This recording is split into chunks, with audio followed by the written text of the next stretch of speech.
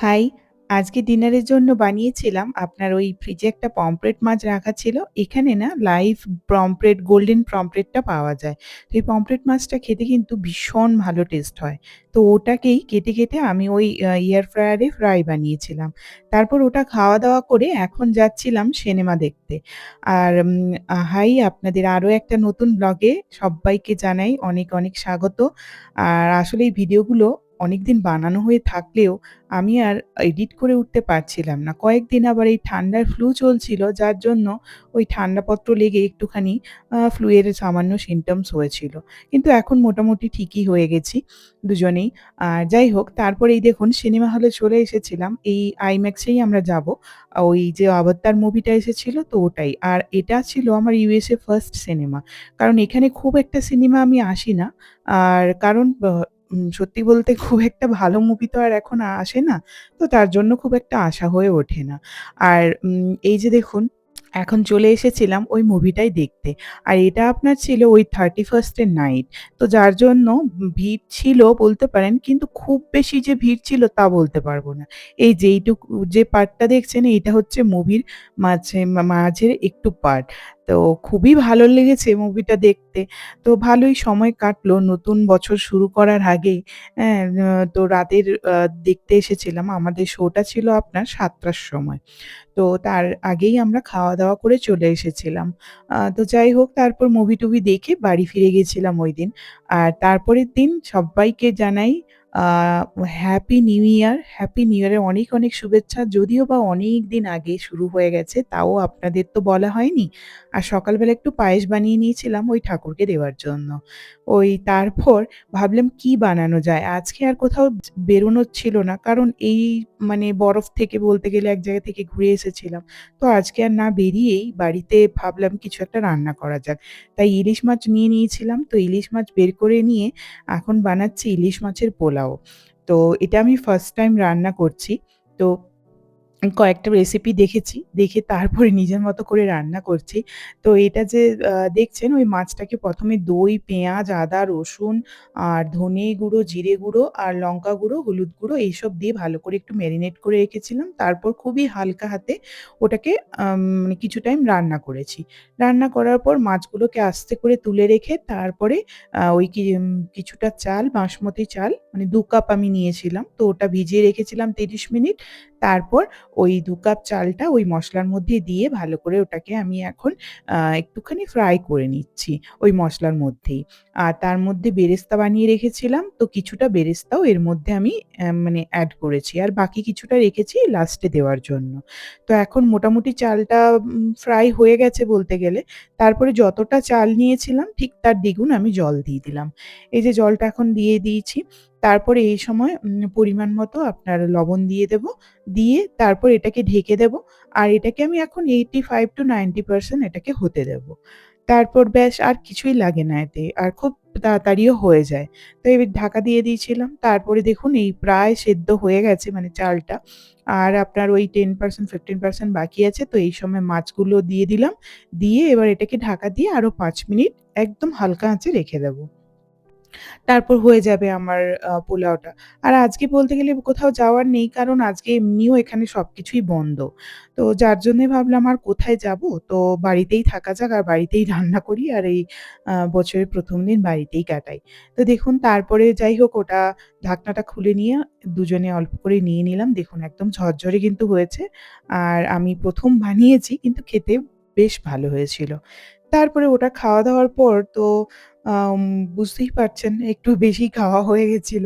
তো তারপরে রাতে কি খাওয়া যায় সেই ভেবে এখন রাতের জন্য আর বানাচ্ছি চকো লাভা। এটাও কিন্তু আমি ফার্স্ট টাইম ট্রাই করছি। মানে এর আগেও বানিয়েছি কাপে করে মাইক্রোওভেনে বানিয়েছি।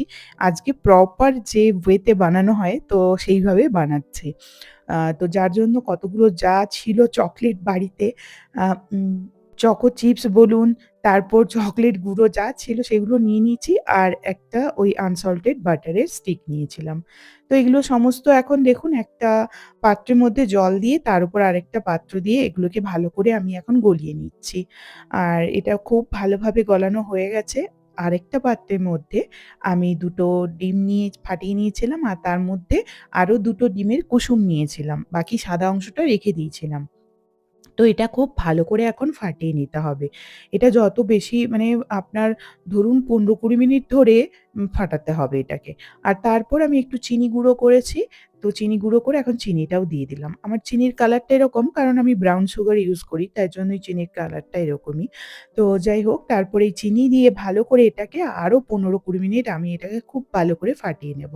ফাটিয়ে নেওয়ার পর আর বিশেষ কিছু না এর মধ্যে ওই চকোলেট যে লিকুইডটা বানিয়েছি তো এর মধ্যে এখন ওই চকোলেট লিকুইডটা এড করব। আর সামান্য পরিমাণে আপনার আম ময়দা দেব। মানে ধরুন ২ চামচের মতো ময়দা দেব। তার বেশি কিন্তু আমি ১ ফোঁটা ময়দা দেব না। আর তার মধ্যে খানিকটা মানে জাস্ট ২ পিঞ্চ আমি বেকিং পাউডার দেব। দিয়ে এবার তারপর ভালো করে এটাকে মিশিয়ে নিয়ে তারপর ২ টো কন্টেনারের মধ্যে মানে ২ টো যার মধ্যে বেক করবে সেই হিসেবে আমি এখানে ২ টো পাত্র নিয়েছিলাম। তো এই ২ টো পাত্রতে দেখুন আমি এখন দিয়ে দিয়েছি। আর চকোলেট তো যার জন্য জমে যাচ্ছে। পুরো তো চকোলেটেরই। তো তারপর এটাকে আমি ওই ওভেনে আপনার ৪০০ ডিগ্রি ফারেনহাইটে আমি প্রায় ১০ থেকে ১৫ মিনিট বেক করেছিলাম। আর বিশ্বাস করুন একদম প্রপার একদম মানে কি বলবো একদম প্রিমিয়াম কোয়ালিটির চকোলাভা কেক হয়েছিল। এত্ত ভালো হয়েছিল খেতে। কিন্তু এতটাই রিচ ছিল মানে যেহেতু পিওর চকোলেট দিয়ে বানানো তো যার জন্য আমরা কিন্তু পুরোটা করে খেতে পারিনি। ওই আদ একটা রেখে দিয়েছিলাম আর একটা খেয়েছিলাম। যাই হোক তারপর ওদিন তো গেল। তারপরে এটা দেখুন পরের দিন আমি ওই বানাচ্ছিলাম আপনার এটা আমি সকালবেলা খাচ্ছিলাম আপনার ওই অপরাজিতা ফুলের চা। তো এটা কিছুদিন আগে আমি অর্ডার করেছিলাম অপরাজিতা ফুলের চাটা। তো ওটাই এখন বানিয়ে নিয়েছিলাম। ওটা এখন খাবো। খেয়ে-দেয়ে তারপর দেখি কিছু ব্রেকফাস্ট করে নিয়ে দুপুরের রান্নাটা করব। আর দুপুরের রান্নাটা করে তারপর বেরোবো ভেবেছি একটুখানি চুল কাটতে। আসলে চুলটা অনেকটাই বড় হয়ে গেছে আর প্রচণ্ড ঝরছে। তাই ভাবলাম চুলটাকে আমি ছোট করে একদম কেটেই দেবো। আর বেশি বড় চুল আমি না ওই যত্ন নিতেও পারি না, রাখতেও আমার ভালো লাগে না। মনে হয় কবে কাটি আর একই রকম লাগে ফেসটা। আর এই দেখুন তার জন্য এই দুপুরে রান্নার জন্য ডিমের ঝোল করছি। তো এই ডিমের ঝোলটা দেখে না আমার মানে হঠাৎ করে এই পুরোনো দিনের কথা মনে পড়লো। এই ডিমের ঝোলটা সেজন্যই বানাচ্ছি। ওই যে ডিমটা দেখছেন হাফ করে ওটাকে ভেজে বানাচ্ছি। আমি তো মামাবাড়িতে মানুষ। তো সেখানে না অনেকজন মানুষজন ছিল তো যার জন্য যখন ডিমের ঝোল হতো না এরকম হাফ করেই পেতাম। গোটাও পেতাম কখনো, আবার কখনো মানে মেক্সিমাম টাইম এই হাফ করে রান্না হতো। আর এটা খেতে যে কি ভালো লাগতো তখন শুধু মনে হতো কেন গোটা পাইনি? কিন্তু এখন সেই জিনিসগুলো বড্ড বেশি মনে পড়ে। আর জিনিসগুলো মানে দিনগুলো সত্যি কতই না ভালো ছিল। তো যাই হোক তারপর খাওয়া-দাওয়া সেরে দেখুন এই যে চলে যাচ্ছি এখন ওই বা এতে মানে দোকানে। এই যে দেখুন চুলটা কেটেই ফেললাম। এরকম ছোট করেছি এখনো শুকোয়নি, ভেজাই রয়েছে। তো আমি আর মানে ড্রায়ার দিয়ে শুকোইনি ওখানে। তো তারপর এই যে পাখিগুলো দেখলেন? ওই পাখিগুলো ওই দোকানে একটু বাজার করেছিলাম। সামনে টার্গেট ছিল। টার্গেট থেকে কিছু বাজার ওঠাচ্ছিলাম। তখনই বাইরে দাঁড়িয়েছিলাম, তখনই যাচ্ছিল। যাই হোক এই বাড়ি আসার পর দেখুন চুলটা শুকিয়ে গেছে। তো আশা করি ভালো লাগছে আপনাদের। তারপর ওখান থেকেই টার্গেট থেকে আজকে আমি এই ফ্রোজেন আ পিজ্জা নিয়ে এসেছি। যেটা কিন্তু আমি কখনো আনিনি বাড়িতে। এটাও কিন্তু ফার্স্ট টাইম আমি আনলাম বাড়িতে। তো ভাবলাম আজকে একবার খেয়ে দেখা যাক। মানে রেডিমেড পিজ্জা কেমন হয়। আর আমি ওপর থেকে কিছু বেল পেপার আর কিছু অনিয়ন এড করে দিয়েছিলাম। আর আরো একটু চিজ এড করেছিলাম। করে তারপরে এই দেখুন কেটে নিয়েছি সবকটা। কেটে নিয়ে এটাই হচ্ছে আমাদের রাতের ডিনার। আর তারপরে এটা ছিল আরো একটা সকালবেলা যখন জিমে যাচ্ছিলাম।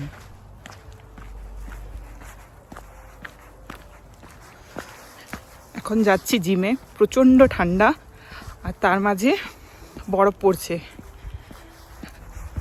আর এই থার্ড টাইম হলো এটা আমাদের এখানে। মানে ফার্স্টে খুব প্রচুর পড়েছিল, সেকেন্ড টাইম হালকা পড়েছিল। তো এবারে কতটা পড়ে কি হয় কি জানি, কারণ এখন তো আপনার কি বলবো আজকে পড়বে কালকে পড়বে, তো মনে হচ্ছে ভালোই পড়বে, সারাদিনই হবে তো বরফ। দাঁড়ান আপনাদের ব্যাক ক্যামেরা করে পেছনটা দেখাই কিভাবে পড়ছে। এই দেখুন কীরকম পড়া শুরু হয়েছে দেখুন।